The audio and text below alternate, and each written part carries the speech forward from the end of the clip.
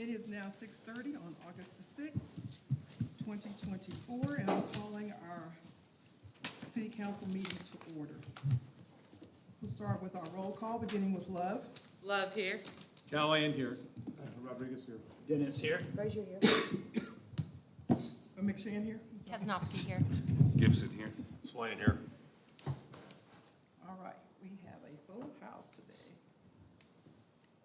And we'll have our invocation by Ms. Love. All right, if you can bow your heads.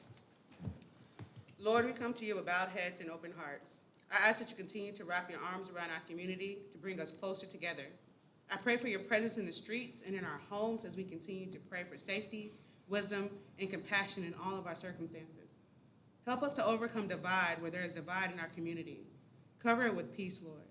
I pray that you guide our hearts and our mind, Lord, as we go in depth of the agenda tonight.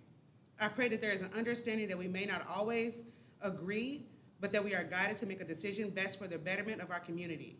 Lift up those who are struggling in our community with hurt and pain. Surround us with love and comfort, inspiring each of us to reach out and support one another. Guide us tonight, Lord, each and every day for ourselves and our community. In Jesus' name we pray. Amen. Amen. We stand for our pledge of allegiance.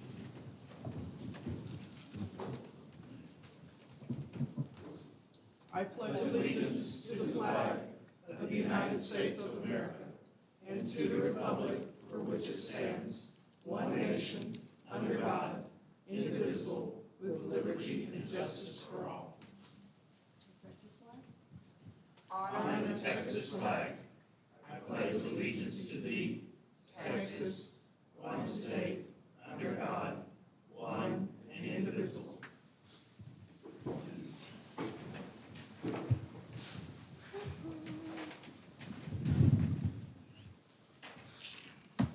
All right, we have two public hearings tonight.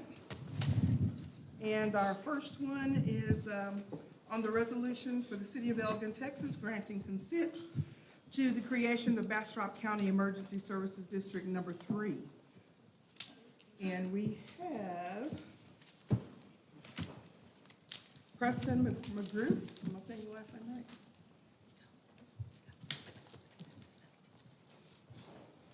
Mayor, Council, thank you for having us tonight. I wanted to come and speak on behalf of ESD3 as one of the petitioners for this new ESD. This would be an ESD dedicated to EMS. It would result in an increase in property taxes, as in your packets we've outlined would be 10 cents on every 100. This would allow us to drastically increase the service that we offer here in the county. Right now we contract with Acadian Ambulance Service.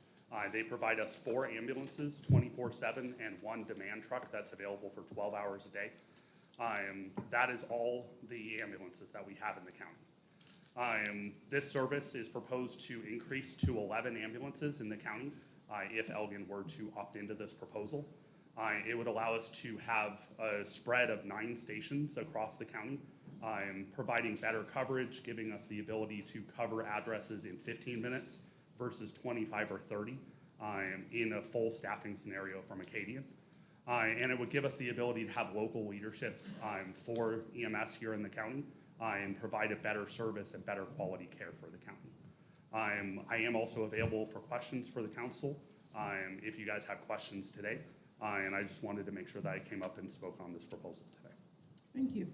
Thank you. Okay, that was the only one on that one. Our next one is the resolution of the city of Elgin, Texas, authorizing the mayor to execute a development agreement with the Katy Elgin LP. And let's see, we have Dan Kleiner. Hey everybody, Dan Kleiner, 106 East 11th Street, longtime listener, first-time commenter. I am here today to vocalize my support for that project. I've learned a little bit about it through having met Roger over here before. I understand my good friend Jason Tatum actually came out and supported it last time it was on the agenda as well. So just wanted to give you all a little bit of context on why I feel strongly about this project. So I moved to Elgin actually 10 years ago last month. And if you can believe it, I found an apartment on Hillside Cove for $650 a month for a 2-bedroom.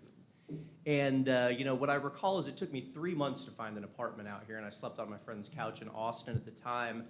I've been really happy to see the growth of our town. I know that's not always a popular opinion among people, but I think it's a really great thing. But I do think that it's important for there to be apartments and especially workforce housing that can support people on a limited income that may want to make Elgin their home, particularly teachers. I mean, that would be an incredible location for a teacher to live. You'd basically be walking distance from several of the different, facilities that EISD supports over there.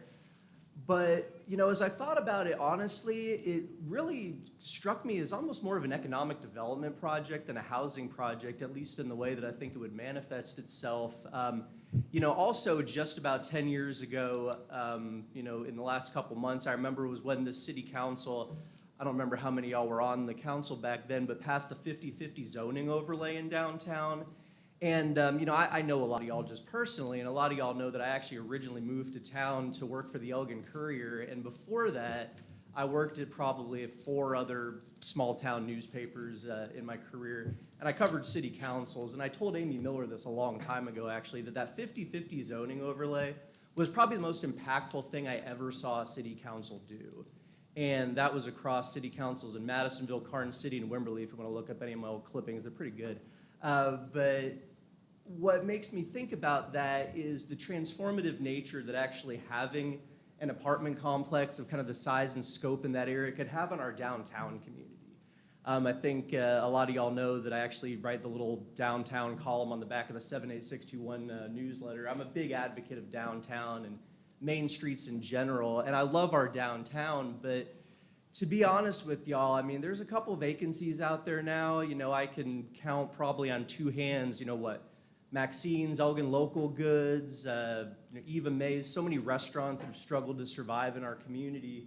So I think of this in the same context as that 50-50 zoning overlay. I mean, you add that kind of housing capacity to downtown, people that can walk down here and support our businesses. Frank cuts my hair, and, I just forgot her name. Diane does my sewing. She tapered the shirt for me. So I would just encourage any of y'all who are maybe on the fence about this issue. I'm sure this isn't a new perspective, but just think of it in that regard to, spur some economic development downtown. Thank you for your time. Thanks. Change the tone I every know, meeting. I was like, is that the right one? All right. We didn't have anyone to sign up for, it ends our public hearing.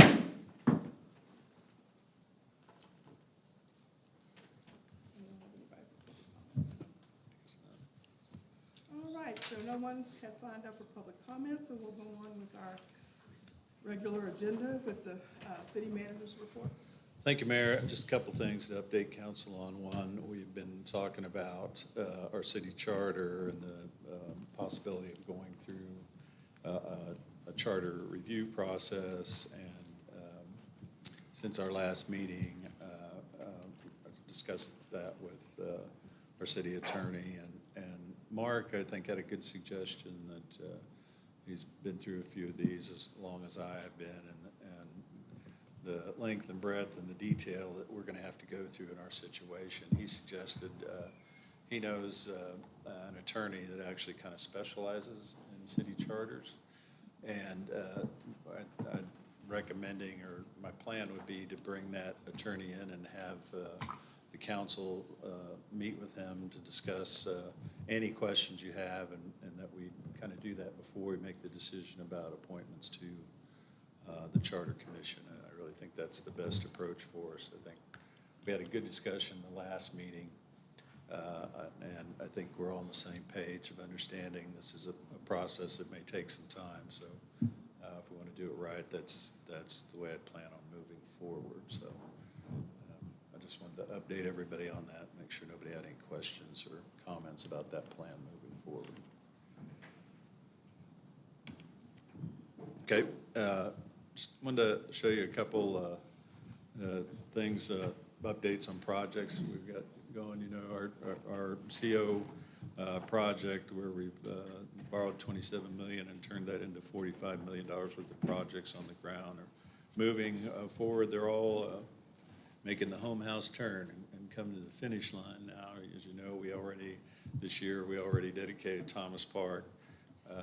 The new EDC roadways and utilities is open to all traffic now. County Line Road is open to all traffic, and we're actually having a brief ribbon cutting ceremony there tomorrow night, Amy, at 6:30. At 6:30, so we hope everybody can make that. We're still waiting on a couple parts for the water treatment plant generator, but I believe that'll be done this fall. Veterans Park, the police station, we're planning dedication ceremonies for both of those projects coming up next month. And the Pistol Hill tank is still on schedule to be done by the end of the year. We had some more progress this week, and thought we took some really cool shots of the park. We've got down now the playground surface that just went down this week, and that's the spongy cushion playground surface that we have at Thomas Park, and we'll cover the entire area. These are shots from the police station, I think, and then here's a shot back the other way. We're working on the road there on Depot Street right in front of the police station primarily now, but that'll be finished soon. And as you know, the upstairs there in the police station up here where these two windows are is where the meeting room and the public meeting room and the police training room is happening. I noticed we always referred to it in that way in the past, but now Aaron and Chief only call it the training room. But it's a really cool room that we'll be able to use. And this shot is actually from that upstairs window. And so the white part over here is Mount Perry that we're building in the park, and it still gets like a AstroTurf on it, Amy, or yeah. So that's where, when we dedicate, the mayor will take the zip line from there down to the end. This is our Pistol Hill storage tank, which is really impressive, and the size and scope of this tank that you can't, I don't know that you can really grasp from this picture, but this is our storage tank that's in place there now that has served the city for many, many years.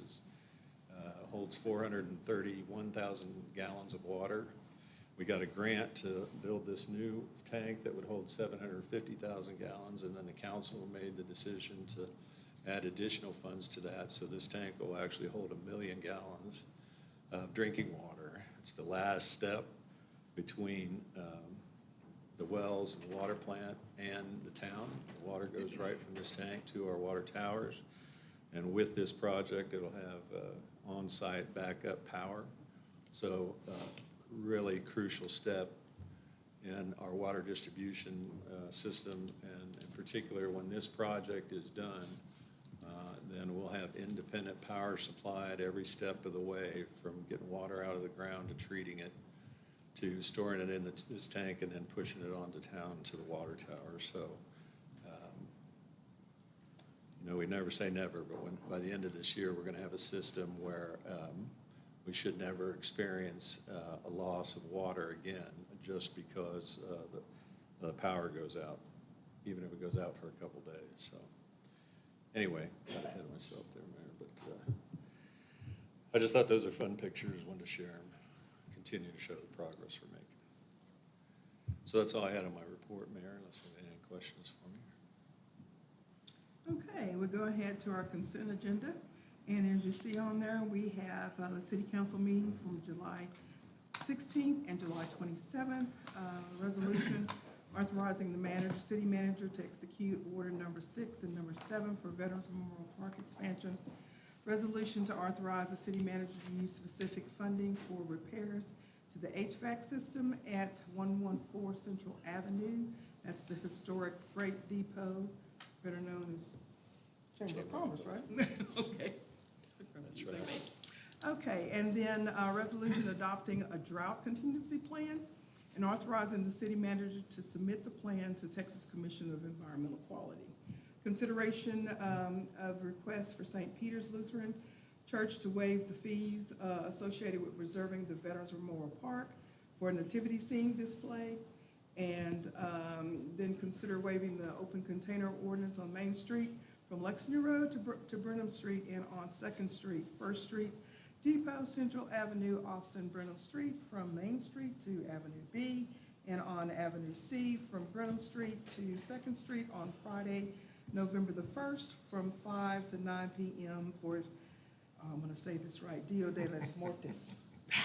Good one.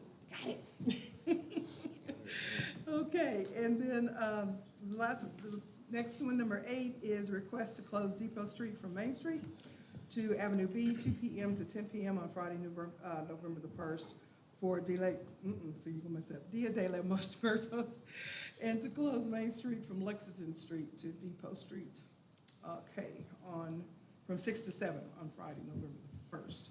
And then the last one is request from Sacred Heart Catholic Church to waive open container ordinance for Saturday, August the 31st, from 2 p.m. to midnight, and Sunday, September the 1st, to 10 a.m. to 10 p.m. in Elgin Memorial Park, and to waive noise ordinance for Sunday, September the 1st, until 10 p.m. in the Memorial Park.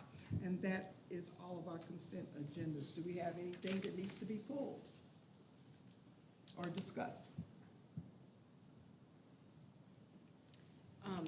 Since my tablet not working, I had notes in it, but I don't know what I wrote. But I think for number 5, I just had a question. Are we near a drought, or is this normal, this contingency It's a plan? normal required thing. Just wondering. Pray to the rain. I will We share did pray. one thing with you that I learned when I came to Elgin. Our water superintendent told me at the time, we've never been on water rationing here. It just speaks to the health of our wells and our system.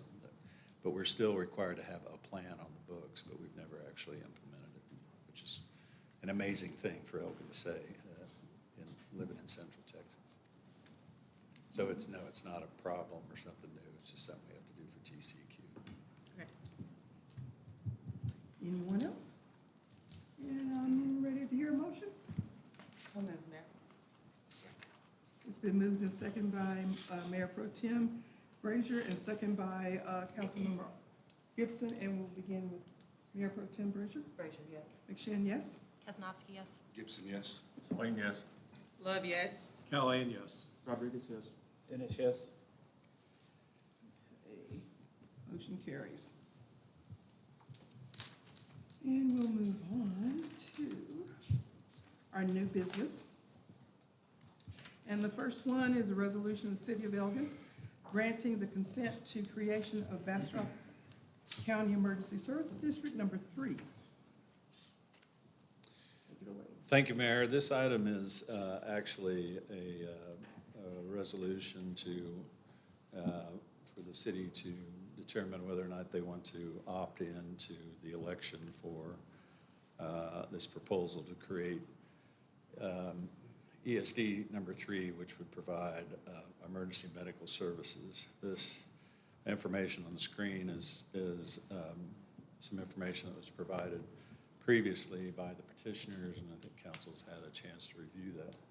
But tonight, this action is to decide to whether or not we want to opt into this issue and have it go on the ballot for both city residents and ETJ residents of Elgin to vote upon. So I've put together a presentation that's fairly long, but I want to try to get all the issues out.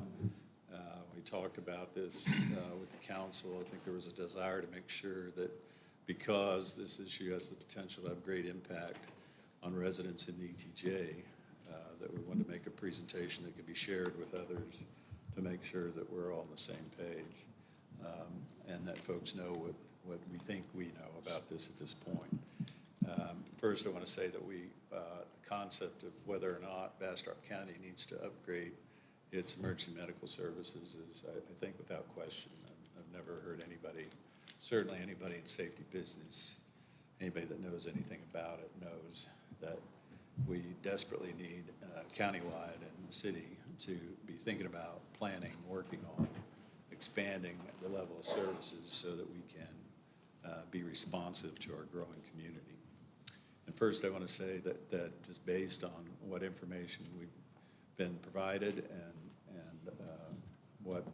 what I've found out on my own, we don't have any reason to think that The petition that was filed has not been in compliance with the law or the rules or any of the minimum requirements. So there isn't anything I'm going to say tonight that I'd want anybody to interpret as a suggestion that they somehow have done something wrong.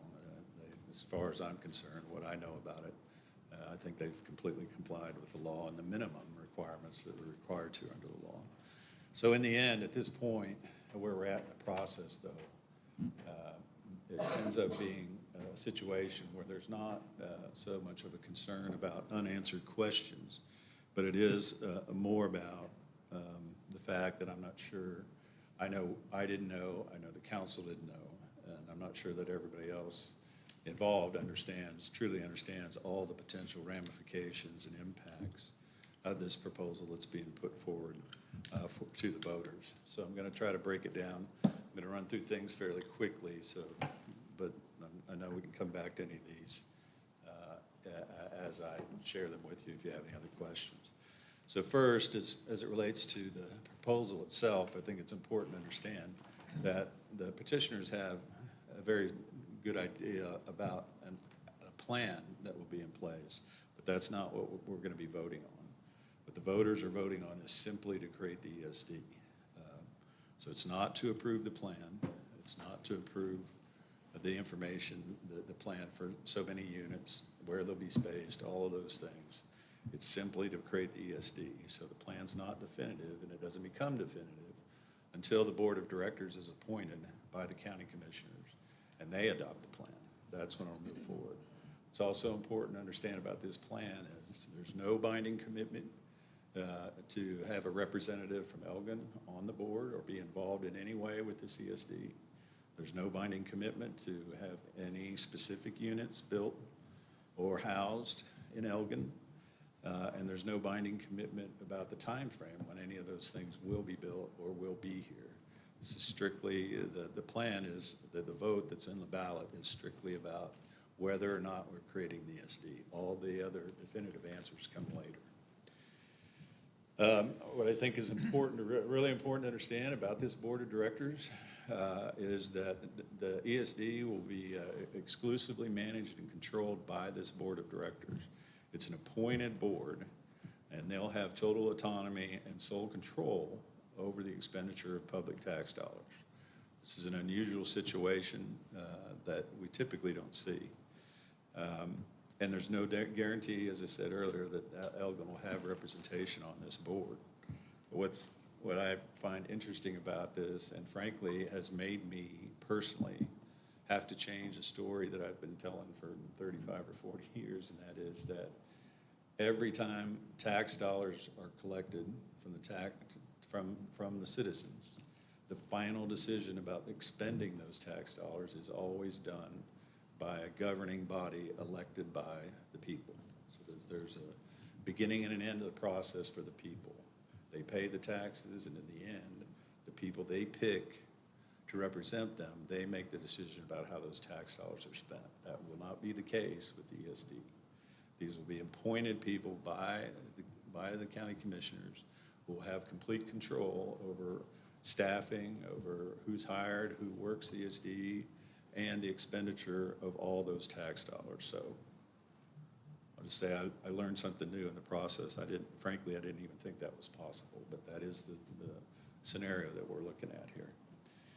Now, I think one of the things that we've talked about from the council level is that that if, in fact, our residents and voters in Elgin are supportive, recognize the need for EMS and are supportive of a 10-cent tax increase or the equivalent of that in a fee increase, then I think the city at least needs to think about whether we'd be better served by having that money stay here in town and have the city council make a decision about how those funds would be best expended to support the citizens of Elgin. Make no mistake about this, this is a permanent property tax.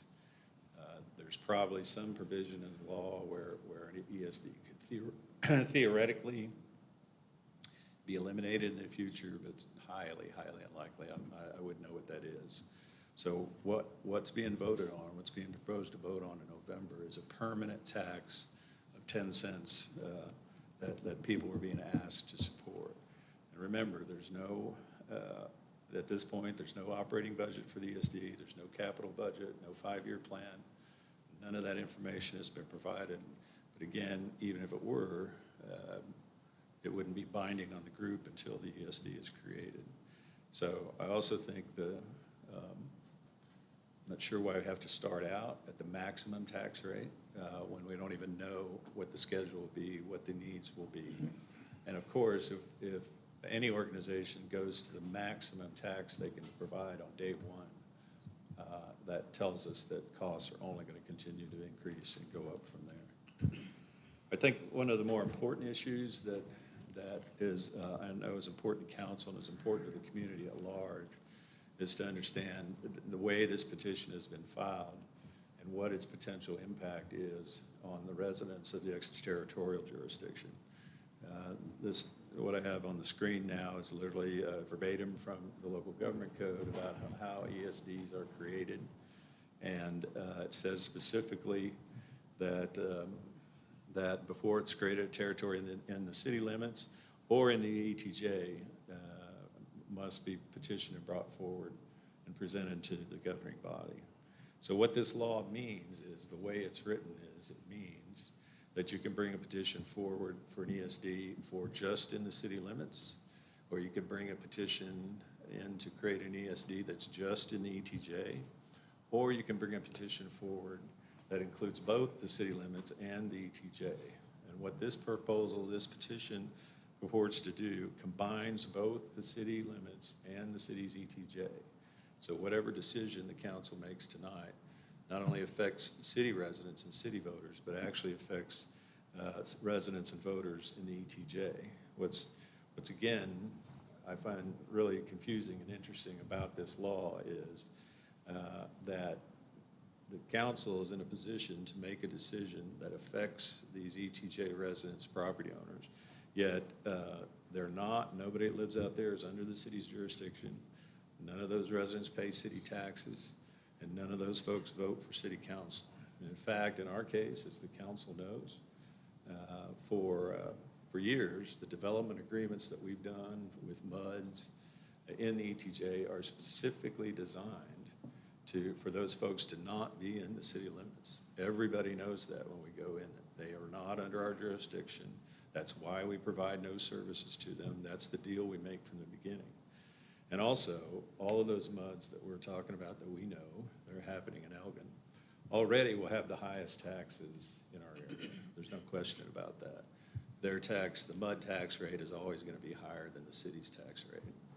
So adding another 10 cents on to residents and property owners that are already paying the highest taxes and don't vote for city council, aren't in our jurisdiction, and don't pay us city taxes already, it seems out of place. So the way this petition was submitted forces the city council to make a decision that affects the ETJ residents, although we're completely separate jurisdictions. And the ETJ, it's important, they're not their own political entity. They don't have somebody to represent them. They're represented by the county commissioners and not by the city. But they're not a separate standalone entity. They're just the ETJ of the city. So again, just to say, we've confirmed this understanding with the petitioners. They know, they submitted the petition to make sure it includes the ETJ, and that if the city opts out of this, we'll be effectively making that decision on behalf of the ETJ residents. I think it's also important to know, under the ETJ situation, the fact that we have huge growth happening in our ETJ. The law, as I showed you earlier, I think dates back to a time when 10 or 15 years ago, cities didn't have thousands of people living in their ETJ. When cities had the ability to annex those developments, they'd annex them. So the only people left in the ETJ were a handful of rural residents, not developments. Well, now, as you know, we've talked about in our growth report, we're actually headed to a time where there'll be more people living in the ETJ around Elgin than will be living in the city limits. Just theoretically, if this goes on the ballot, it'd be possible, depending on how the voters turn out, that if enough that the total vote of the ETJ in the city is what would be counted. But if you broke that down, if there was a way to break that down, and you found out that there were more residents in the ETJ that voted for it, and not as much residents in the city, but that ETJ vote overtook the city vote, literally the ETJ residents could force this tax upon the citizens of Elgin, taxpayers of Elgin, even though we might have, as a city, voted against it. So it's a confusing situation. These impacts are just not, I don't think, broadly understood. We don't know of any effort to reach out to the ETJ residents to make sure that they understood that the impact of this position as presented will have on them directly, and the fact that the city council will actually be making this decision about whether to let them vote on this. Just a few other items I wanted to mention real quick is that, again, part of the confusion, part of the lack of understanding about what's being presented is we've had no contact from the Bastrop County or our county commissioner to discuss this issue or to give us any feedback of where they stand on this issue. The mayor and I actually briefly ran into the county judge, but there's been no effort to reach out to us to explain where they're at on this. We've had very minimal discussion with Travis County, and the only reason we did that is because Chief Noble reached out to Travis County, and when he did that, they had no idea that this issue was being discussed over here, and no knowledge of this proposal. As I said before, not only in the ETJ, but in Elgin in general, I'm not aware of any public educational effort that's gone on to help people understand beyond just the fact that we're trying to create an EMS, but the ramifications, the taxing implications, how this will impact the city in the future. And then there's just one line from the information that the petitioners did provide that says having a county-run EMS system will allow us to create protocols to fit it to the needs of Bastrop County. This is not a county-run EMS system. This is not what's being presented. It's an ESD-run system. They'll operate completely independent of Bastrop County or the city of Elgin. So in the end, for these reasons and others, I can't recommend to the city council that they pass this resolution and opt into this election choice. It's typically in a lot of situations, you might take the position that maybe we should let the people vote and let the people decide. But I think this proposal as presented is so flawed, and there's so many questions and different ramifications for Elgin than there is any place else in the county. I don't think it's a wise choice to pass this resolution and have this item on the ballot. As we think about just briefly our options moving forward and how it might work, although there's been plenty of talk about the fact that the Acadian, the private service that provides ambulance service in Bastrop County today, their contract is up in May or the spring. I don't know if that's right, May. I assume Bastrop County will continue providing the services they have always provided.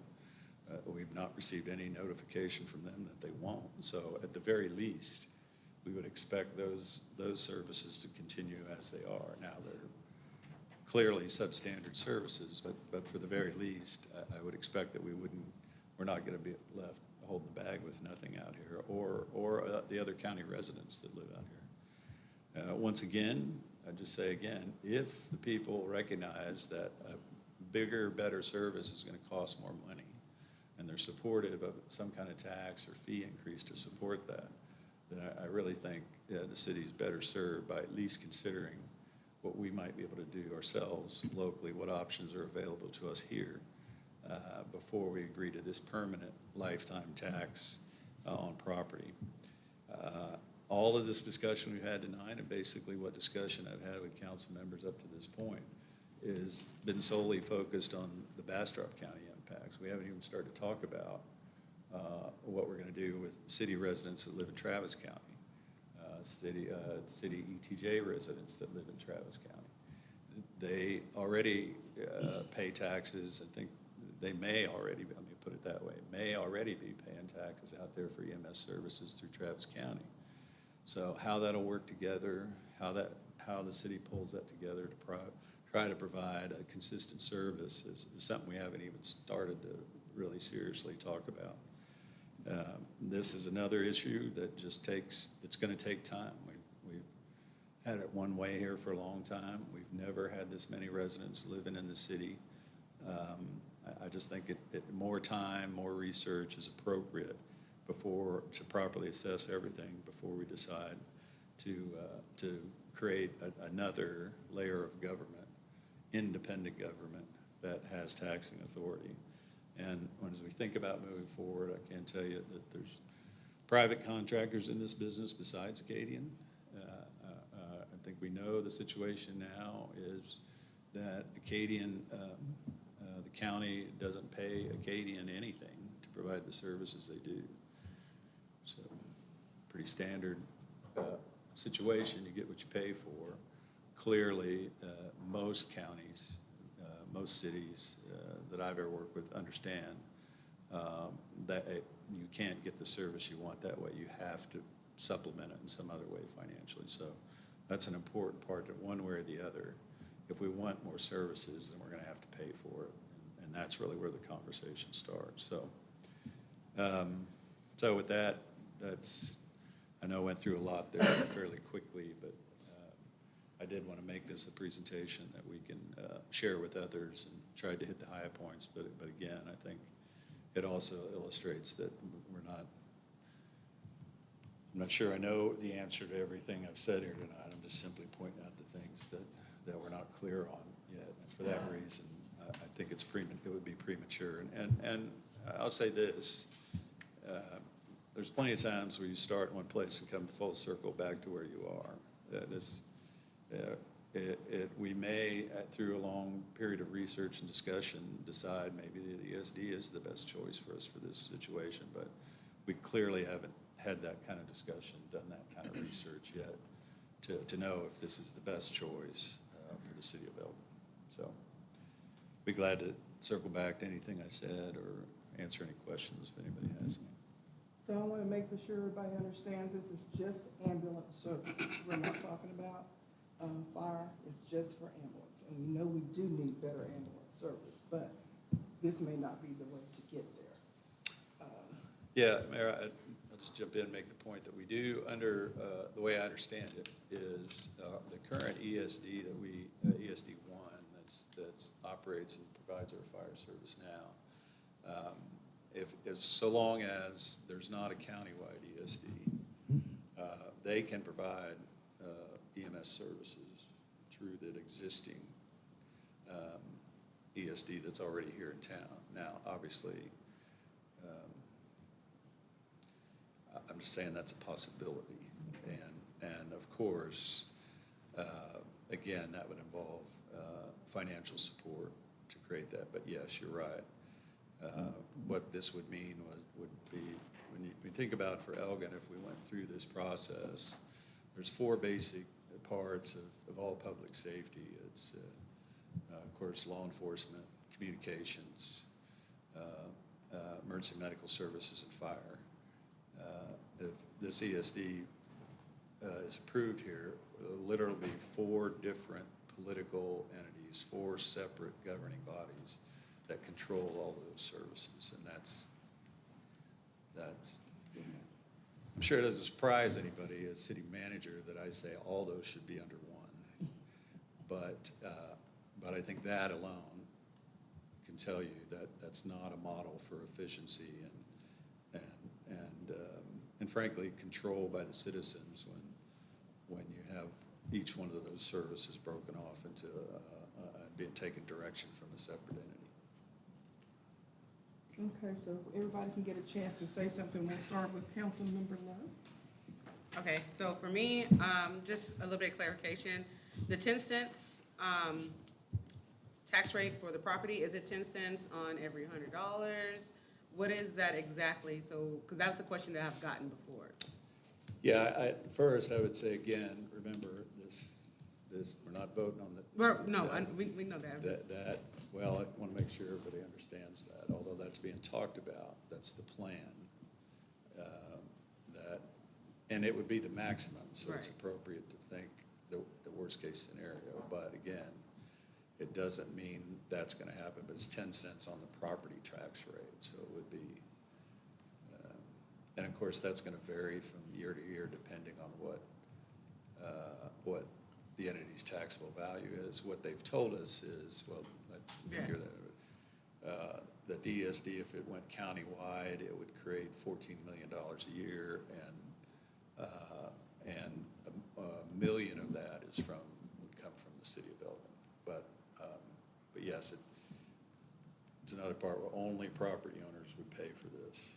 So I think that's an important. So when I say a tax or a fee, there's always fewer number of people pay taxes than people pay a water bill, for example. And so there's different ways you could spread out the cost, but it's 10 cents on the tax rate, which I think their information said that's $260 on a $200,000 house. So take your house and divide it by 100. I already did. Okay, and then multiply that by 10 cents. $200 a year on a $200,000. Mine would be double that, so I already did.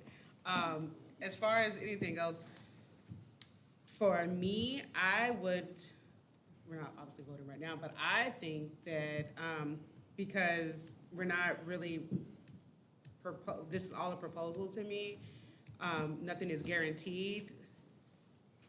We're basically having taxation without representation. And that's an issue that may not have a seat at the table. I think that how they said when we had that meeting with them, that, we could opt out. And let's see what happens, what they do within that 12 months. And then if we want to opt in during that time, then we can let the voters vote then. But I think for right now, people need to understand that we're going to be possibly paying double taxes for 2 ESDs. And everybody keeps throwing out this 10 cents and not really understanding what the 10 cents is. And so that's concerning. I think we should probably contract with somebody until then. If Caden is really up in May, then we need to figure out something around that time. That way we can still have ambulance services, at least for our community. And then revisit, come back November and see how they're doing then. Because right now, everything is still just a proposal. Even as the gentleman that came and put this petition together stated that he might not be able to be on the board because it's, by the commission, appointed by the commissioners, there's not a guarantee that any of this is gonna be able to happen. So I think we should be able, instead of just jumping into bed with something without a no, well, that was just there. Just jumping in without knowing, we should be able to take a step back and let's see what happens. Because what if we do this and then, just throwing it out there, nothing happens. And then we're all just spending money with nothing happening and no representation. It's a problem. So that's all I have on it from my end. Councilmember Swain? If I could jump in, Alicia made me think of something, the taxation with representation, just to make the distinction that ESD 1, which we have here that provides fire, we elect those board members. So remember, that's the big distinction between our current ESD. At least we have that opportunity for voters to speak. That won't be the case with this proposal. Yeah, I truly agree that we need to rectify or improve our inventory services. That's not a question. We have to do that. I'm not sure this is the way to go about it, only because I'm in Travis County. How is this going to affect me? I put this here and I have to call an ambulance. It's got to come from Austin out to my house. And I'm going to be really upset if it takes 2 hours to get to my damn house and I got an ambulance sitting right over here. So, and none of this has been addressed anywhere in this proposal, any emails I've seen, none of it. So I think this is a half-cocked idea. Councilmember Gibson? I'm in the same boat as everybody else. We need to increase our ambulatory services. One thing that I do want to clarify, just when we were talking about more time and research is needed, I just want Tom to kind of explain to, to the citizens why we didn't have that time. Yeah, so this, as I said earlier, the law, and I think I showed it on the screen, stipulates that the petitioners have to, here in the bottom half, have to give a written notice on or before the 60th day after we receive the request.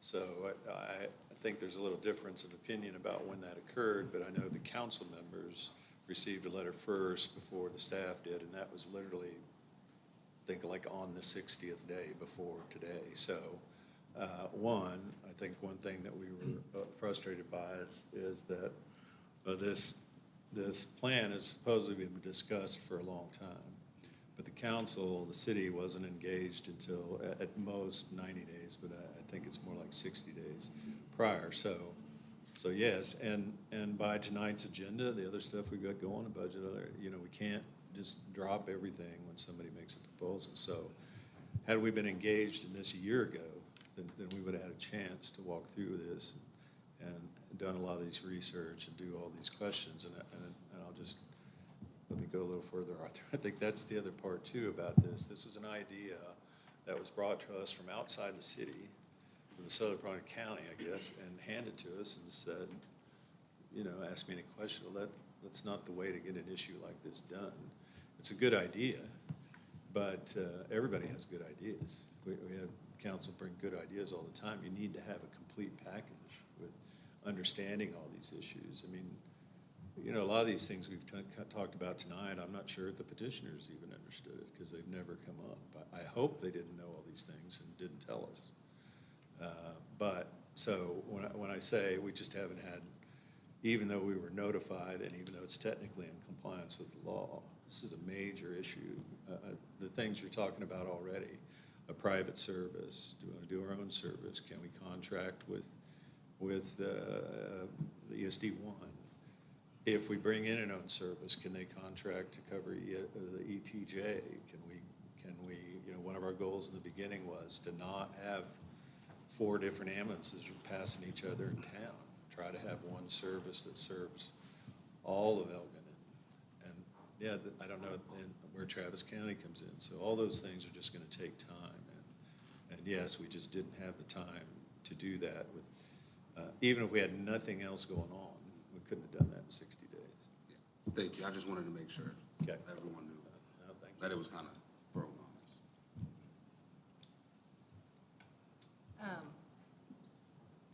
So I have some questions.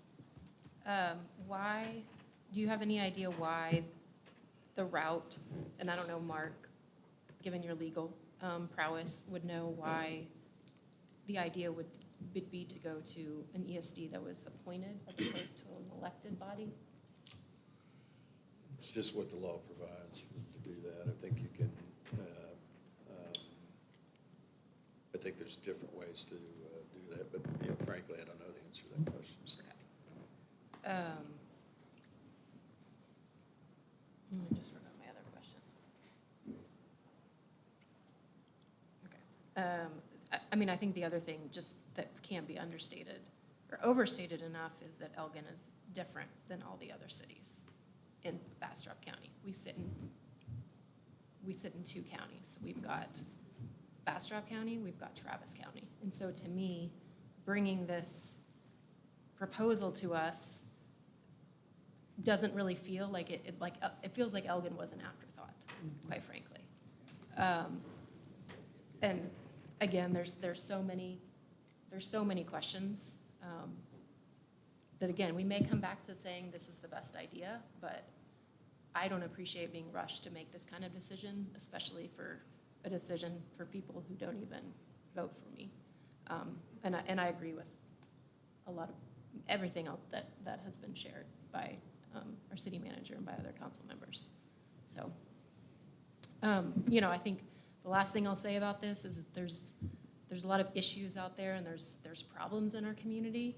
And just like I could have, I could have an injury and you could put a Band-Aid on it, that might not, that could solve it, but that doesn't necessarily mean that that's the best way to solve that injury or to heal that injury. And so I think I would take that approach to know what is the actual issue. We need more ambulatory service.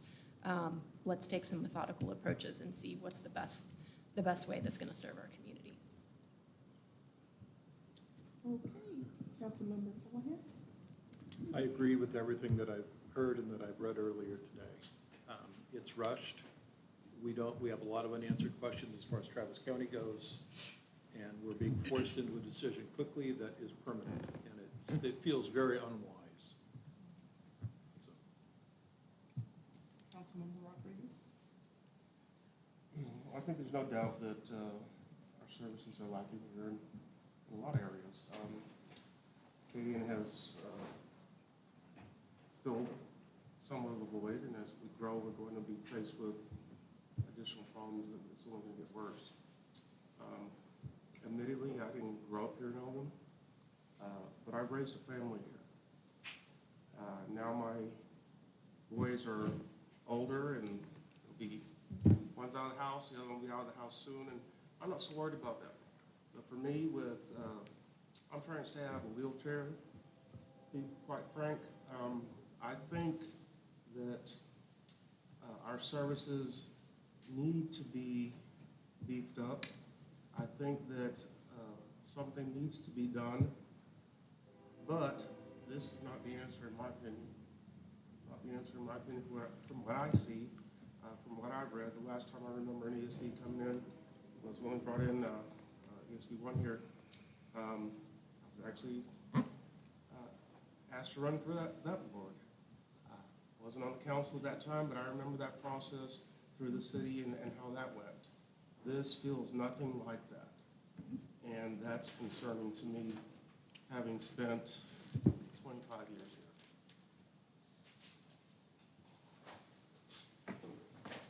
here. I would just add a little bit, I guess, to what else all been said.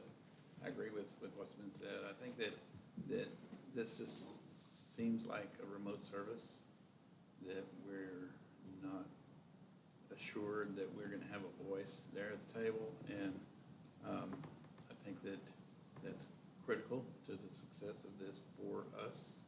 And to be up here in the northwest corner of the county, it is just typical of so many things that come out of that part of the county. Road repairs and just all kinds of different things. So we need to hear from our commissioner, and we haven't, and that's unfortunate. So I would say that we take a pass on it and see what we can do otherwise.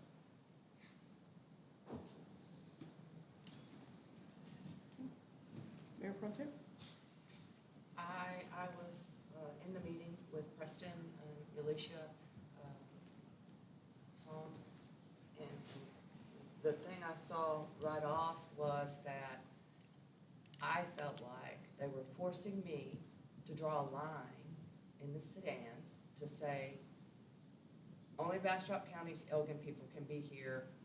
You people that are Travis County Elgin people, we don't care about you. And I told Preston that. So I was really at odds at that point, just so y'all know, whenever I was in that meeting, because it pretty much separated our town, our one town, one team, all of that, into two totally separate entities. And I had a hard time, when I left the meeting, the hardest problem I had in my head was, I can be here and I can have an ambulance, but my neighbor across the street, they're gonna have to wait.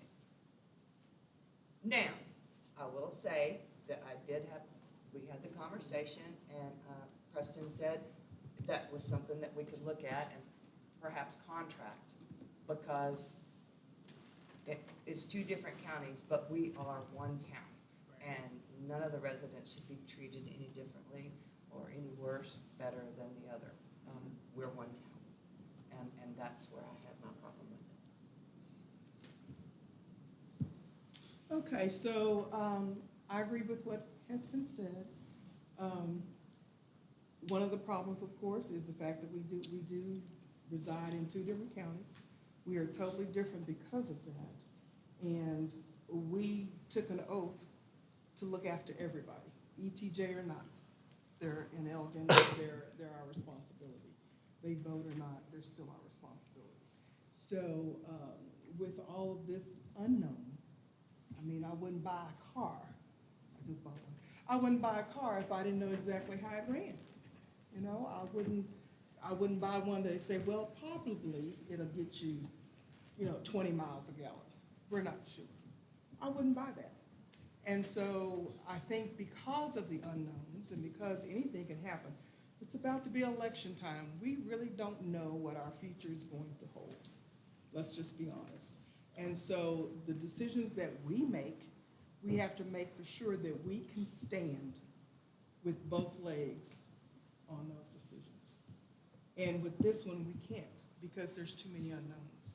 We don't know what they're gonna do. We don't know who they're gonna vote in. It could be not. And the fact that we don't know that, I can't stand up to any citizen and say, oh yeah, this is a good deal because I know they're gonna do, no, I can't do that. And if I can't do that, then sorry. It just has to be, we need to be assured. Our citizens want us to know what we're doing. And if we're all this, confused and stuff going on and don't know, that's not what we do. That's not what we do. So, with that being said, any other discussion on this before we vote? And understand that the vote will be, Not to put it on the ballot? not to put it, yeah, So that would be a vote against the resolution. yeah, against the resolution. Well, So- then I make a motion that we vote against it in its entirety. Okay. And do I have a second? Kazanowski? All right, and we will begin with Love. Love, no. Callahan, no. Wait, is that how it's supposed to go? Backwards. No, backwards. Say yes. Okay, love, yes. Yes, that you're against. Oh, Yes, you're yes, against it. I'm against it. Yeah. Okay. Callahan, yes. Rodriguez, yes. Dennis, yes. Frazier, yes. McShane, yes. Kaznowski, yes. Gibson, yes. Swain, yes. Okay. That motion is not. Yeah, yeah. All righty. The next one we have is for me to execute a development agreement with the Katy Elgin LP project that we know quite well. Thank you, Mayor. I'm glad to hear you say it. You know it quite well because Roger and I agreed we're going to try to keep the details brief tonight. Council, we discussed this project in detail, the low-income housing development that Roger and his company are proposing for Second Street. So we're just going to touch on real briefly, this is basically the same slide we used in the initial presentation, except Roger had to move back his construction date because that was July before, so we couldn't get to this point. So we're just pushing it back to allow this conversation to continue. But essentially, all the information about the project, all the amenities, none of that has changed since we talked about it before. For us personally, I think one thing that we've talked about that I've heard a lot from people is just understanding this property and kind of the change that'll come down there with any project. This doesn't have to do with just the Katy, but I think when I've talked to some council members and other people, there's some struggle visualizing what this project will look like down there. And so on the left is just the survey, which shows, you can kind of see in the middle, all that stuff, what few buildings are there now. And obviously, it's well overgrown. But this project and any other, I think, that comes forward will likely use the four corners of the project. So this project gives us a snapshot of kind of what that'll look like. And whatever the project is, this one or anyone, there won't be on-street parking available on either Second Street or Central Avenue for a variety of reasons. We can talk about that if we need to. So really what this issue has come down to now is one. We have one issue remaining that the staff and developer could just not get on the same page about, that we've talked about from, that the council's aware of. Under our current code, the plan, the concept plan is presented by the developer, requires 306 off-street vehicle parking spaces. To make this project work for the developers, they can only accommodate 252 off-street parking spaces. And I'd say that for the developer to accommodate, to make the same project, and we've already talked about it, I think you may mention tonight, they talked about cutting a couple of pretty big amenities out to hit the parking number, but I think I already told him that changes the whole project, so we didn't want to go in that direction. But basically, the issue comes down to, while the staff and the developer are in agreement on every other part of this project, as you may have noticed, the development agreement that's in your packet has already been signed by the developer, but it includes this variance as shown on the screen. This is what's written in the plan. It recognizes that they're short on 54 parking spaces. So, given our role and our obligation to the city as staff, we simply can't recommend granting this request for this type variance of off-street parking.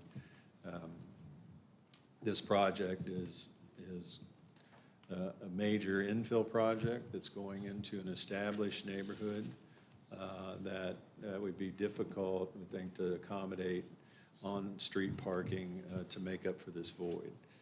Also, the road, the circumstances, we've gone through every scenario.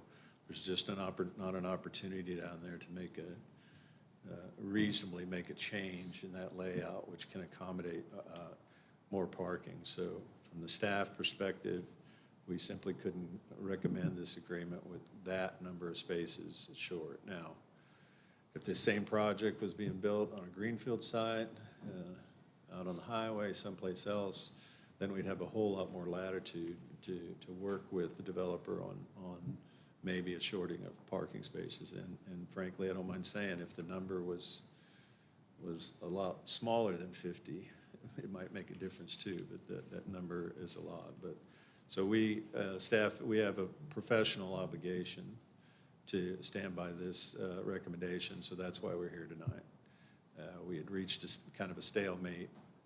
We're not having a fight about it, right, Roger? We just have different opinion on this one issue, but it's the only issue preventing the project from moving forward. So the only way to get a true final answer was to bring it to the council in this form. The development agreement that's the attachment to this resolution grants this variance as shown and would allow the project to move forward. So a vote tonight to pass this resolution, support the development agreement, it would in effect grant that variance. And I guess I just want to say, and I'm going to let Roger comment, is that we, while the staff has an obligation to enforce the rules and make recommendations that we believe that are reflective of the city council, plan development district zoning and development agreements, projects like this are exactly what those are for. This is why we do them.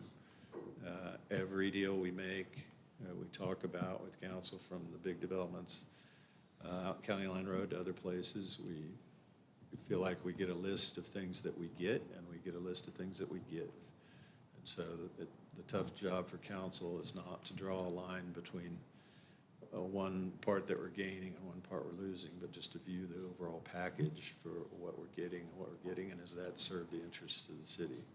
A development agreement like this also gives us crystal clarity about what exactly is going to be built on this side. So I just say all that to say that this is This is exactly the situation and why we do PDD zoning, gives the council some flexibility. But it's also why you guys have to decide, and I'm not going to on this issue. So with that, Roger asked for a little minute, just tell me when to advance your slides when you're ready. He's going to speak to a few items. Thank you, Tom. Thank you, members of the council, for having me back here again. It's good to see you. All right, we can jump in. So this is just a recap here of our commitments, all the things that we committed to do by the development agreement. This is the same as when we brought it in our last hearing, except for we increased sort of our contribution via a permit fee for drainage improvements, sidewalks, and any other city projects. That fee gets paid at receipt of the building permit, and then our certificate of occupancy will be dependent on the completion of all of those things. So this is just framing the parking shortage and sort of how we index it against a bunch of other requirements. The HUD requirement, TDHCA again, terrible acronym, but it's the Texas Department of Housing and Community Affairs. Their requirement is 1.5 per unit. And then we did just a parking survey of a bunch of properties in the area, as well as ITEX is our development partner and property manager, all of their properties. It is entirely coincidental that that comes out to exactly 1.68, but it does. You can advance the slide. So one point that I wanted to make on this slide is just how important adequate parking is to us. In these affordable housing or workforce housing projects, the developer actually guarantees the lease of the project, right? So it's extremely important that we have adequate parking because that's going to help us lease up the property. In our experience, if there's not enough parking at the property, residents just aren't going to lease a unit, right? That's a really important aspect to a lot of these residents. And also just in terms of the vetting, this is vetted through ITEX. Again, they own over a couple thousand units in Texas. Our investors, our lenders who have done this just a lot of times over and over. You can hit that slide. So this is just a little snapshot of a survey that we did.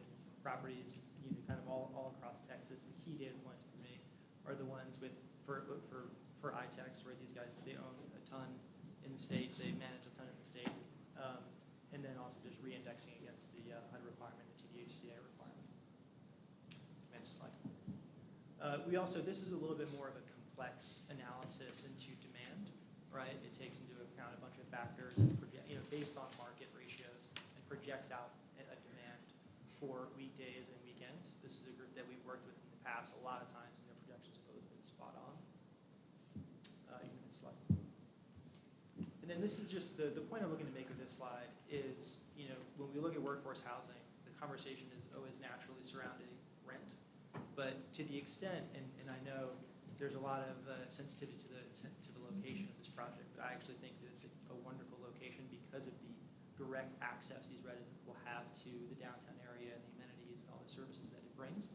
And to the extent that we could have one family or one individual get away with having one less car, that's now a very meaningful impact to their cost of living, right? Their total monthly cost of living. And so I just want to put that in perspective. Owning a car is getting more and more expensive, and to the extent that they can have one less one via having a place to live in a location like this, it could be very. Again, this is just kind of putting the location in perspective. It's a slide from the last presentation. You can advance. So we did mention that we looked at what it would take to kind of get within a better parking ratio, and frankly, it just made such there was just such sacrifice needed. You can advance the slide to see the next alternative, where we kind of change out the pool there for 27 parking spaces, and we kick this around, and we have such confidence that the parking is entirely adequate, and we looked at the total overall offering of the project and just considered what we're offering today substantially superior. Next slide. Yeah, just for the record, I want to say again, Roger floated that idea with me early on. I told him, don't work on that anymore, because we don't want it was music to my taking ears. the pool, It was music to my ears when I heard that, making the pool go away would not make it better. And then this is just kind of putting, in perspective those two columns, right? All the things that we're committing to do via the development agreement, and then also what the city is giving via the development agreement. Next slide.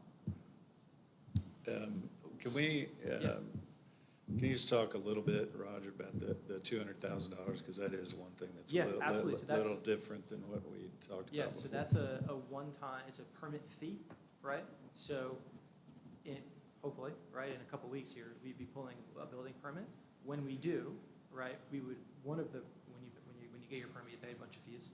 This would be one of those fees that would need to be paid in order to receive the permit to start construction. But we're not, Bo, are you listening? We're not compelled to spend that money at the Katy. You are not. It doesn't pay for drainage improvements that you already have to do for your project. Correct. So just want to make that clear. This is a sweetener on your part. It is a modification of that one to be. Okay, to be well, for superior, us, yes. it is $200,000 that I just want to make sure you agree. We're not committing to, we can take that 200 grand and spend it on the other side of town. That is correct. Okay, thank you. And it doesn't lessen what you have to do in the way of drainage improvements. Also via per code, yes. Correct. So in closing, we strongly believe that this is the best version of this project, right, that exists. Since we were brought back in our last hearing, we have worked tirelessly to get it to where it is today. We have a team of no less than 50 people working, overtime hours, getting ready to start construction here in a couple weeks. And so I'm here for any questions. Thank you. So are we talking covered parking or just straight on the asphalt? Covered. Well, 90% covered. We might have a few. I know it's 90% covered. Okay. Yeah. It will be asphalt, but it will be covered asphalt. Well, yeah, that's what I meant, yeah. Tom, so can you go back to y'all's slide that had the parking calculations? How y'all figured out your demand? Oh, the demand study? This Yeah, one, no, Go up. this one. yes. Yeah. Okay. So they figured out their demand, which is, again, less, it doesn't meet our code, but what is our code math based on? Well, there's a mathematical formula, yeah, come on up. But I think the important thing to understand is, again, that's why we're in the position we're at. Our code dictates a specific formula that we calculate the number of parking spaces. The developers have done their own analysis that we don't dispute, but I also understand we haven't analyzed their analysis. We haven't checked their math on anything. We're just sharing the analysis they've done. For us, it's fairly simple. The formula tells us, and that's what we produce. Yeah, your current code, if it's a residential multifamily development, basically looks at the number of occupants, which is based on, 2-bedroom, 1-bedroom, whatever the units are, and then it has a percentage increase above that, which has to be allocated for guest parking, essentially. So very simple mathematical formula. It's utilized in a lot of places. You see other formulas in other cities, depending on what the cities look like. Again, like Tom was saying, we're not disputing formulas they put in front of us. It just does not meet the formula, which is very specific, that the city of Elgin has adopted. So that particular formula went through P&Z before it was brought through council. Actually, if you remember, we just did parking and actually reduced the size of parking stalls and some of the amount of parking just here recently in the last few years with the code adjustments, specifically to this with council.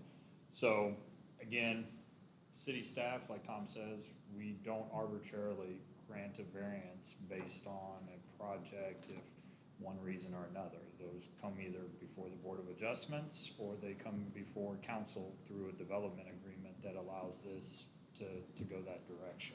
So it's not me behind a table wheeling and dealing and trying to figure out, is it project viable, or does this make sense? What's in the code is what the city staff is sitting there and checking against. Yeah, I'd say this is an example of, and Roger come on this too, Bo, of we do have a code that we apply this formula to all projects. And this analysis and the discussion has been more about, here's what we need for this specific project, and that's not really where our code goes. That So makes sense. they're short just the 52 parking spaces without taking away anything? Correct. So the overflow would just be, Coming to your house. I'm gonna cross the highway because I'm not walking distance. So, and to clarify, when you talk about, there will, with council, no on-street parking. So when we're talking about overflow, the city's equation we use to calculate it says this is what the number of spaces should be based on the number of units, how many bedrooms per unit, and a percentage that we allocated for guest parking. That is the equation. Roger, he went through it briefly with it. Their engineers have gone through a different equation to say, based on this particular development, based on the traffic we see, we believe that the parking should be X that fits with theirs. So ultimately, it's not a dispute to say, hey, there's 50 extra cars there, where are they gonna go park per se? Really, it becomes down to different engineering for that particular thing. City staff does not grant variances from your code without coming before council or the Board of Adjustment specifically. Like Tom alluded to, the development agreements or PDDs that we have done, those are the mechanisms or vessels to bring before council to say, do you want this project? In order to do it, you have to grant these variances. Otherwise, it does not fit within the box and doesn't check the box for the code.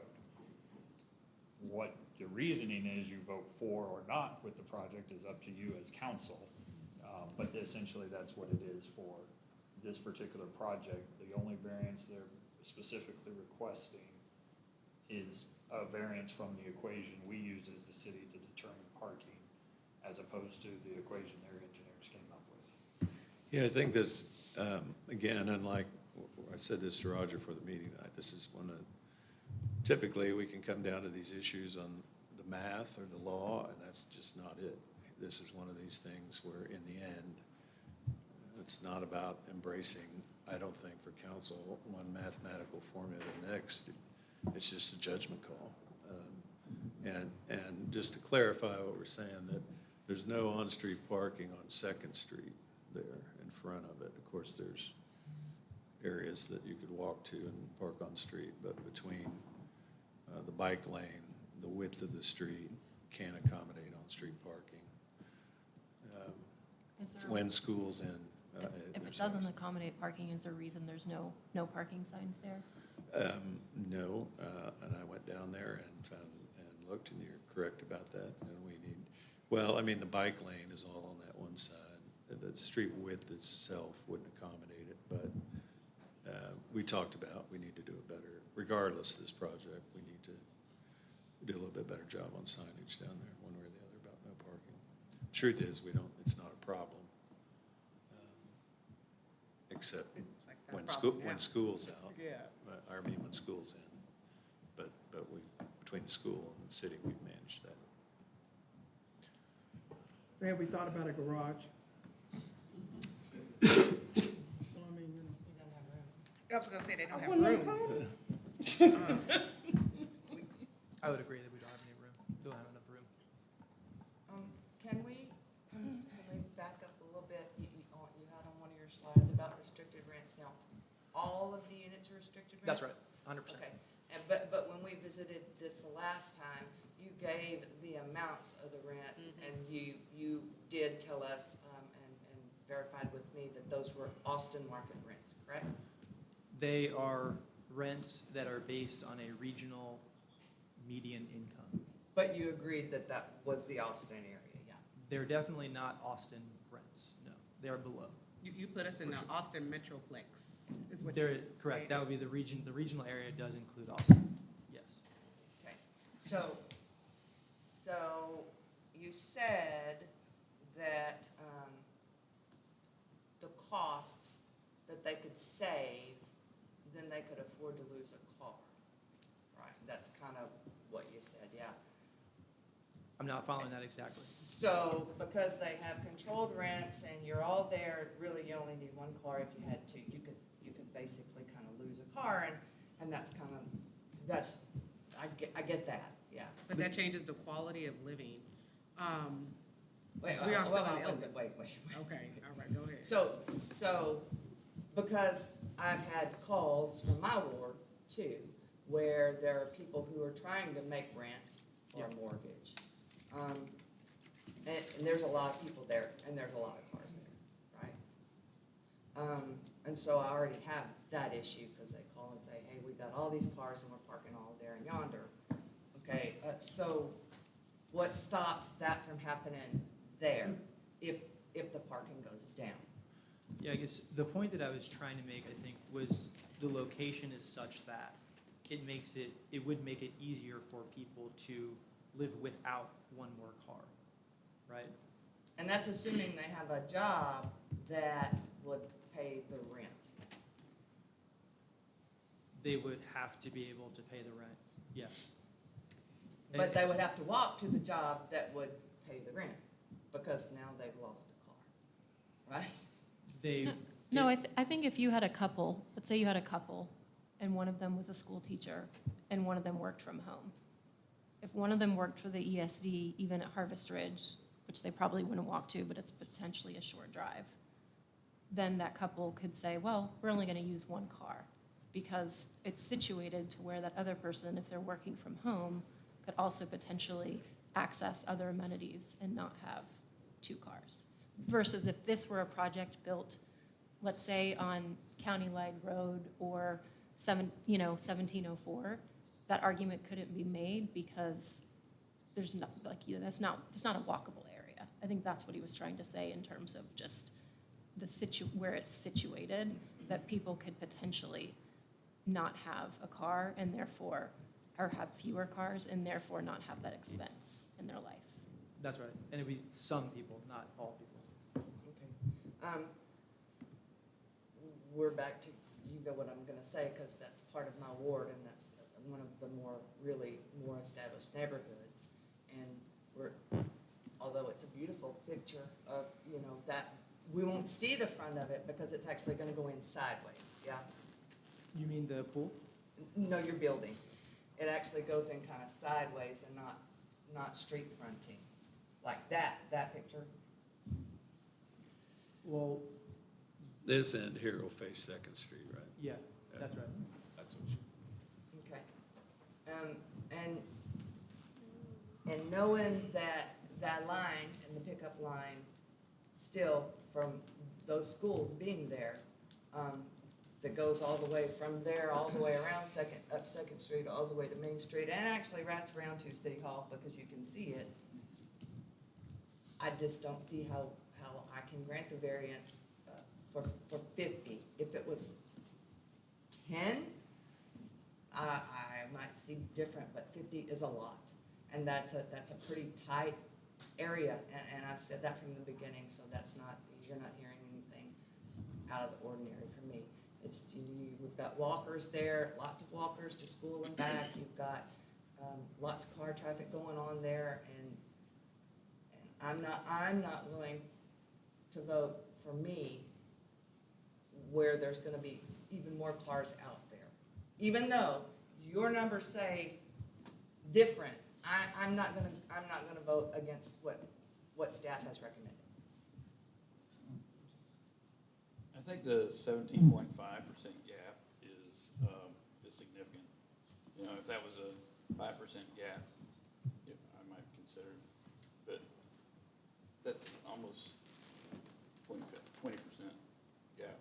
Did you think about reducing the units? I think where we ended up at our unit count and our parking was to come up with the most efficient project possible to be able to charge the least rent possible and make a workforce housing deal work. We're now at a point where there is no ability to change the unit mix or the unit count and maintain tax credits and all the things that go into making making a project like this work. So, you know, to me, it goes back to the alternative, right? Any project is going to result in a substantial increase in traffic in the area. However, because Councilman Kozlowski told me that, she said, and I said, however, if another one went in there, they would meet code. They would, but, you know, I think they would also still generate a very similar amount of total traffic to the area.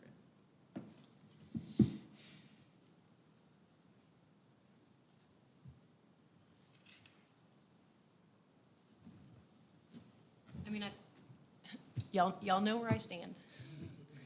And I think we do this, you know, almost, not every council meeting, but once every 2 months, maybe not that often, we accept development agreements. And just like Tom said, you know, the developer comes to the table and said, this is what I want to do. We come to the table and says, well, this is what we want.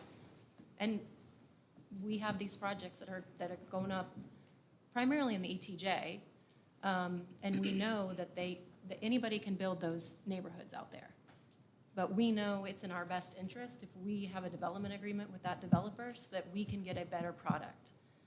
And that to me is where I'm coming from, that anyone right now could put apartments like this here and they would not need to come to the city. But you know, and I don't have a crystal ball, but I can almost guarantee that it's not going to be a better product. And, you know, if you go back to the slide that says what we're getting out of this product versus what we're getting, I mean, again, in Ward 1, if you go to Maple Lane and you look at those apartments that I can see from my house, you know, I think initially they had submitted plans to put in a pool and some other amenities, and that didn't happen, right? And so none of these amenities at that apartment complex, they don't have any of those amenities at that apartment complex, nor is that apartment complex workforce housing. So I feel like we have an opportunity to say, well, this is a little bit better deal, and I think what's on the table is the parking variance.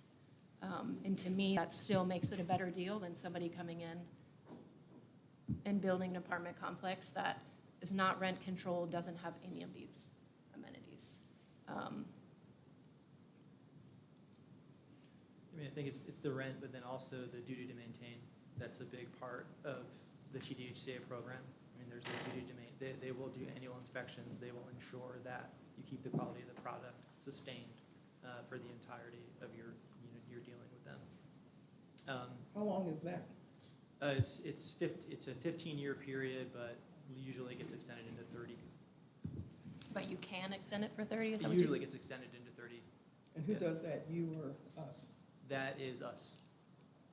That is us. So if all them cars start parking on the That's- street, that's we what gonna I'm come back to saying. you and call you, and you gonna bring them down here and tell them to get off the street? I'm serious as a heart attack. Because it then becomes a city problem. Because Then it all the becomes people are our gonna problem complain, and we and then have it's to a deal safety with it. issue. I guess That's my thing. And then you're basically telling people they can survive off of one car. We live in Elgin. Yeah, I no. understand that y'all We're are in trying to get Texas. people to downtown Elgin. I get it. But we still live out here in Elgin. Majority of people are probably not gonna be the ones in Elgin obtaining these units. It's probably gonna be the people that's getting pushed out of Austin. And so they're still gonna be needing to be able to drive to Austin. Like my husband we live in Saratoga, so we could really walk to H-E-B. I wouldn't recommend nobody over here walking across 290, so I'm just gonna, that right there probably should be Hey, in there. with 200,000, maybe we could put a really nice crosswalk across 290. No, because then you have to deal with TxDOT, sorry. Yeah, see, I was like, that's 290, that's still 290. But yeah, my husband works in Pflugerville and I work in Austin, so Yeah. we couldn't be down in one car, we got two kids. If I could clarify the one car comment though, is the point is that there be some people who could have one less car, right? So it more like a family of 3 having 2 or 2 having 1 instead, right? Not everybody only working with 1 car.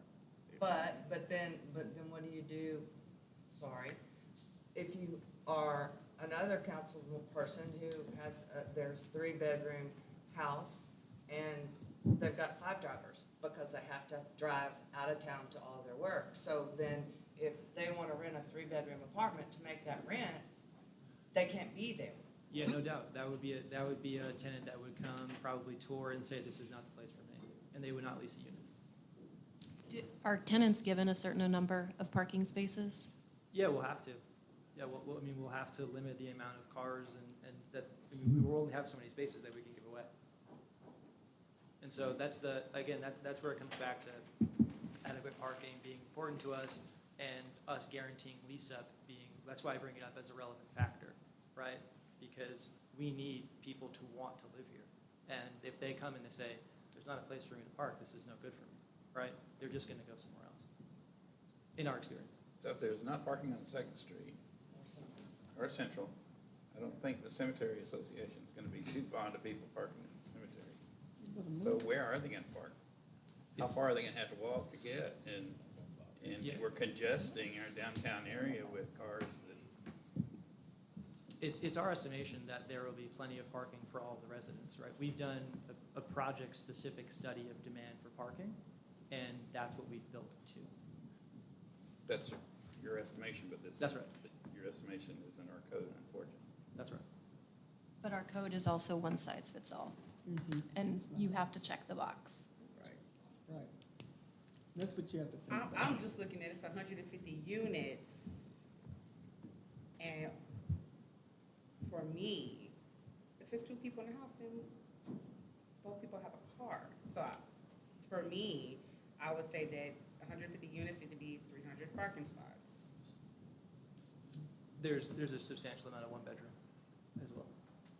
And There's couples. studios and one-bedroom. There's also couples, no doubt, yeah. Okay, we know what the issue is. We can beat this horse all night long. So, I'm proposing that we move forward unless somebody has something totally different than what we've been talking about, to say. We need to, Just say, before the vote, that the resolution adopts the variance. if you're for it. Supportive of granting the variance, it includes this, the agreement as presented includes this, so the motion would be to adopt the resolution which approves the development agreement. I'll make a motion to adopt the resolution to approve the variance. Do I have a second? Second.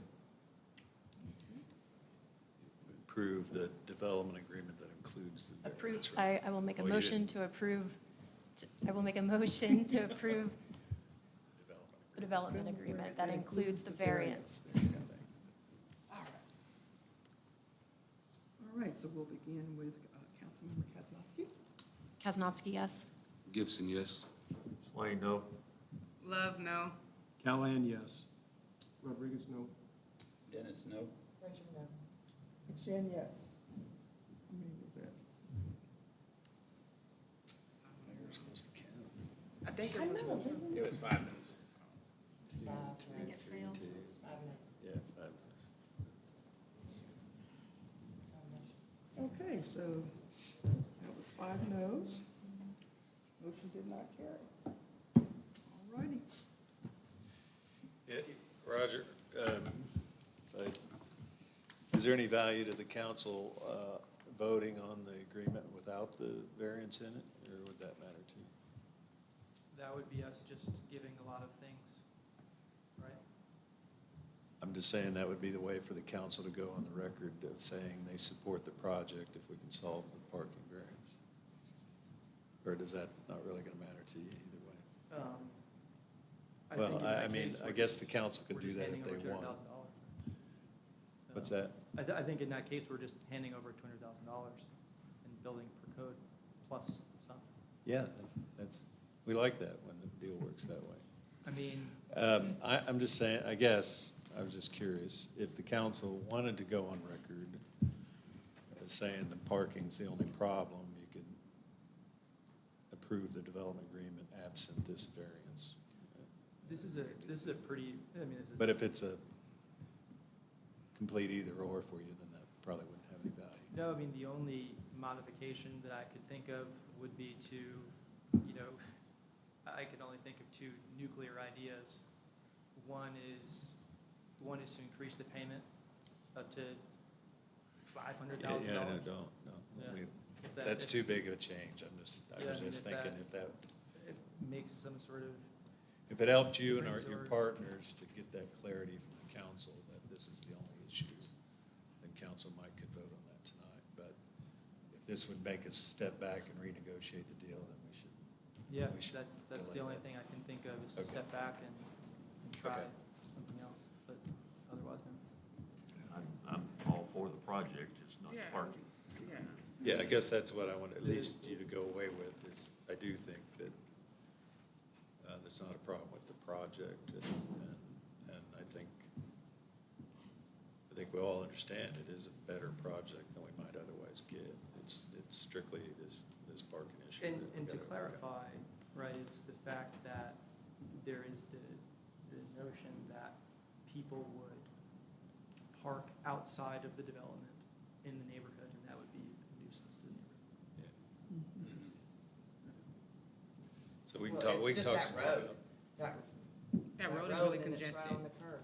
Yeah, I mean, the road, right, if we were parked it to code, let's say we had 305 parking spaces, we would have 54 more cars going up and down the road, presumably, right? So traffic would be conceivably worse, but it would have a place to go, you're saying, I think, is what the council is saying. I guess I'm saying I'm willing to keep talking about it if you have something. If you took something away tonight that you think there's still something to talk about, Yeah, I think that We'll be we'll just run available for that. into temporal stress, right? Yeah. These tax credits work on a clock, and it does go away, and we will lose the chance to do this. So, thank you.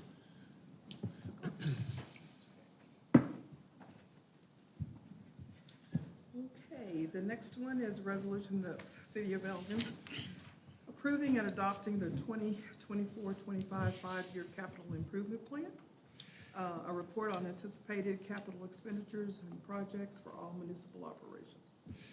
Thank you, Mayor. One thing I thought earlier in my report that I don't know that you and I schemed up, but I'm not sure we told everybody else, so we're planning on having another meeting next week. Yeah, we didn't tell them, yeah, we didn't tell them. So I had gone to the mayor and talked about the fact that we knew we had these major issues. We talked a little bit about this at the retreat, that we also need to get the budget presentation done. And while we were ready, we thought it might be better for all of us to get these issues out of the way. And then we have the executive session tonight, and we'll have a meeting next week just to make the budget presentation. So, and frankly, with this EMS issue that came up tonight, that gives us another topic to think about as it relates to the budget for next year. So anyway, but tonight is just, this action tonight is just to approve the five-year capital plan, which depending on how the budget comes out and all that, could have some impact on that. But we've gone through this before, and the council actually had a work session and a public hearing on this. We've invested over $66 million in capital improvements in the last 7 years, and we have, assuming our County Line Road Phase 2 project comes through in Kennedy Street, we could be spending almost $14 million next year, this coming year, in capital improvements, but that left us with about $65 million in unfunded projects. So we had already listed some of those as potential starting points for discussion about our next CO issue. And so through that process, we asked the city council, as we did last year, to kind of help us establish the top 10 of unfunded projects. And so this, you have, we left at your place this graph, which shows how the voting came out for all the projects. And then because a couple of scoring came down pretty close, I ended up including the top 11 in this list, not just the top 10. So, but interesting enough, it didn't. The order changed a little bit from last year, but basically, as you might imagine, the projects toward the end of the list are newer ones, but the ones I'd say 1 through 9 are are ones that were already listed in council's top 10 last year, so that just tells us we're kind of staying on the same page about what projects are prioritized. And then, as I said, when we talk more about the budget next week, we'll be going over what projects we've included in the budget, the proposed budget for next year, which might could change this list a little bit. So we're recommending we go ahead and adopt the 5-year plan as proposed. Just remembering it's a strategic plan that we move forward with these projects, and this isn't any commitment to any funding. It's just a plan for the future. Can you clarify how you came up with these numbers? Yeah. I was about to ask that Because there's not same 29. thing. So I don't understand this Yes. math. Well, if you really liked it, I was going to say I came up with it, but actually Esmeralda did it. Can you tell how you scored? Yeah, so when you vote on survey monkey, depending on your ranking, it'll take that number. So, for example, if you chose, it was 1 and gave it a higher number. To be honest, it's just how the software is. So, the higher the number is, the higher it was on the ranking. So, for example, you can select 32 different park expansion. So that was the highest ranked number. So that was number 1 for And then what happened to 1 through 4? Sorry, what happened to 1, 2, and 4? Is that because there's doubles, I guess, 27 and 26? They probably tied. What do you mean, 1, 2? 15s. They're not there. Yeah, I'm like, what? 1 through 11. Oh, that's what. They're on the back side.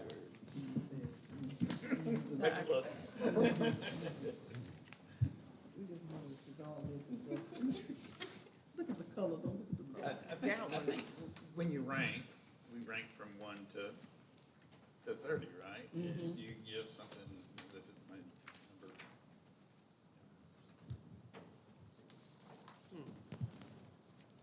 Okay. So other than the numbers, the colors show which ones are important. So look at the colors. All right. Oh, really? I'm sorry. So you need a vote? Just a Yes. motion to I need a approve motion to approve. the plan. I'll make a motion to approve. the I'll 5-year. second. Okay, so where's the line?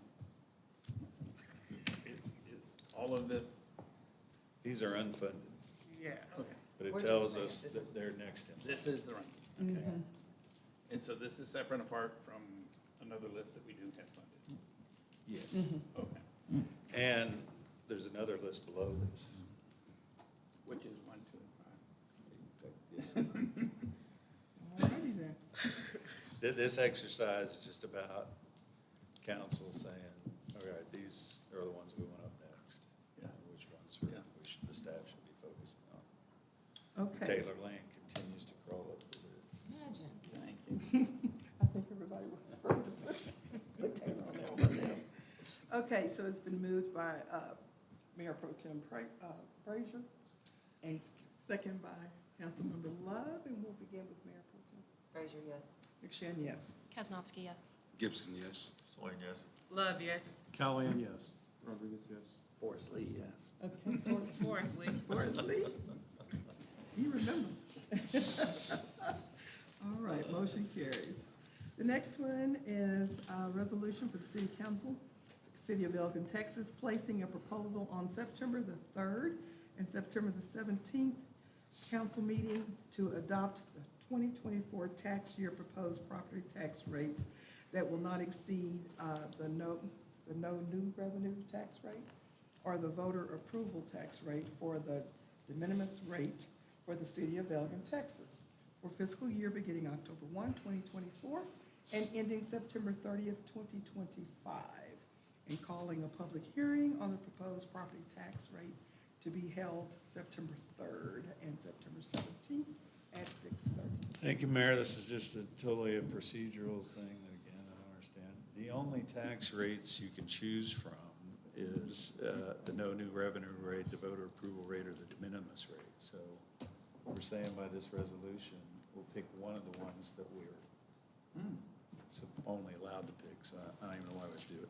The main issue here for us is council's agreeing to set the public hearings on September 3rd and 17th, which is our normal meeting schedule, so. But we have to give proper notice, so that's why we need you to pass this resolution. Okay, it's been moved by Councilmember Swain, and second. Y'all did like y'all in class, okay. We'll give it to Councilmember Rodriguez. Okay, and we'll begin with Councilmember Swain. Swain, yes. Love, yes. Callahan, yes. Rodriguez, yes. Dennis, yes. Frazier, yes. McShane, yes. Kaznowski, yes. Gibson, yes. All right, and before we go to executive session, I'm going to say it so everybody can hear it. Next Tuesday, we are meeting at 6:30 to do budget. Everybody hear it? Only budget? Well, Well, maybe, if anything comes up, well, it'll be a regular meeting, and it'll be the presentation of the budget, so. Okay. So, um, I'll explain to Joy later. My grandmother will be turning 101. Oh, girl, yeah. Going to visit her. You better go to that. Oh, yeah, Okay. for sure. I'm And gonna get then we have our regular meeting that following Tuesday, and the next one, y'all gonna give all your Tuesdays to me, okay? We're gonna do our debriefing from our retreat. So every Tuesday this month, y'all need to come see me. Now, At 6:30. at 6:30. Will it be food? I was gonna ask that question too. Are you feeding us? So wait, We will try to feed, we will try to feed you. 13th, I'll make so the banana 20, pudding, so I'll have to we have a put it in the meeting on oven. the 20th though. That's the regular meeting. Right, The one following that, the 27th. we're gonna be back here again. Okay. I'll be in San Antonio. Oh, you will? How you gonna be in San Antonio? Okay, well, anyway, we're gonna do our debriefing that last, Tuesday, before we forget everything we learned. I'm heading to Georgia sometimes in the finalized plans. My name is. Do it in September. Do we have any announcements? Now, Forest Lee. Madam Mayor, hi. thank you all so much. So tomorrow's a big day. You've got County Line Road Phase 1 dedication at 6:30, and that is an $8 million piece of infrastructure. So we hope everybody can come out and help make that dedication. Yes? Where exactly? We're going to meet at the high school, and so we get to use the parking lot, half of which is new, thanks to the County Line Road expansion. And they have a really nice covered porte-cochere entry area, so we'll have a little shade. This is not going to be a long event. So it starts at 6:30. Let's not be tardy. You'll miss the fun picture in the middle of the street. Okay.